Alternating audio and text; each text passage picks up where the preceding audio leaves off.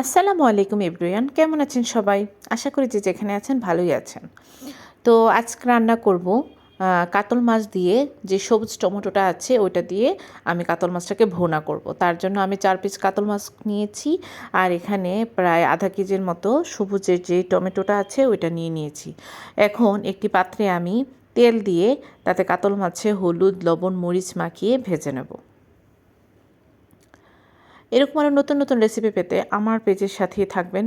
ইনশাল্লাহ আরও ভালো কিছু নিয়ে আসা ট্রাই করব। আর অবশ্যই কমেন্ট শেয়ার করতে কেউ ভুলবেন না। আমার মাছ ভাজাটা প্রায় হয়ে এসেছে, আমি এখন উঠিয়ে নিলাম। এখন ওই তেলে দিয়ে দেব পেঁয়াজ কুচি করে। আমি তরকারিটা কালারফুল করার জন্য দিয়ে দিলাম এখানে পেঁয়াজের যে ঠোসা আছে বা পেঁয়াজের যে পাতাটা আছে ওইটা কুচি করে দিয়ে দিলাম। এটা শুধু কালারফুল করার জন্য, সবুজ যেন একটা কালার থাকে ওইটার জন্য আমি এটা দিয়েছি। এখন দিয়ে দিলাম 1 চামচের মতো লবণ। আমি লবণটা পরে স্বাদ মতো দিয়ে দিলাম কাঁচামরিচ কুচি করে। এখন ভালো করে পেঁয়াজ এবং কাঁচামরিচগুলো ভেজে নেব। ভেজে আমি দিয়ে দিলাম কেটে রাখা কাঁচা টমেটোগুলো। এখন কাঁচা টমেটোটা হালকা করে ভেজে নেব। শীতে কিন্তু আসলে কাঁচা টমেটোটার তরকারি বা টক যেটাই খান না কেন খুবই কিন্তু ভালো লাগে। দিয়ে দিলাম 1 চামচের মতো হলুদের গুঁড়া, দিয়ে দিলাম 1 চামচের মতো মরিচের গুঁড়া, এখানে দিয়ে দিলাম হালকা পরিমাণে ধনিয়ার গুঁড়া। ধনিয়ার গুঁড়াটা কিন্তু এখানে আধা চামচের মতোই দিয়েছি।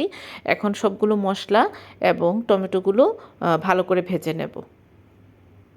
হালকা একটু ভেজে নেব, যেন মশলাটা হালকাই ভাজে, বেশি ভাজবো না।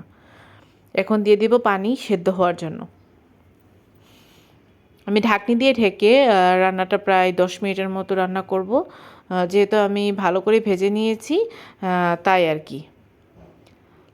এই তরকারিটা কার কাছে কেমন লাগে বা কেমন খেতে পছন্দ করেন অবশ্যই আমাকে কমেন্টস বক্সে জানাবেন। এখন দিয়ে দিলাম আগে থেকে ভেজে রাখা কাতল মাছগুলো এবং ঢেকে প্রায় 10 মিনিটের মতো রান্না করব। এভাবে রান্না করলে কাঁচা টমেটোর স্বাদ কিন্তু অনেক অনেক ভালো লাগে এবং মোটামুটি ভালো ভাত খাওয়া যায় আর কি। এখন দিয়ে দেব প্রায় অনেকটা কুচি করা ধনিয়া পাতা দিয়ে আমি উঠিয়ে নেব। হয়ে গিয়েছে আমার কাঁচা টমেটো দিয়ে কাতল মাছের ভোনা বা ঝোল, যেটাই বলেন। এই তো কেমন হয়েছে অবশ্যই জানাবেন এবং আমার পেজকে অবশ্যই সাপোর্ট করে যাবেন। ধন্যবাদ এবং আসসালামু আলাইকুম।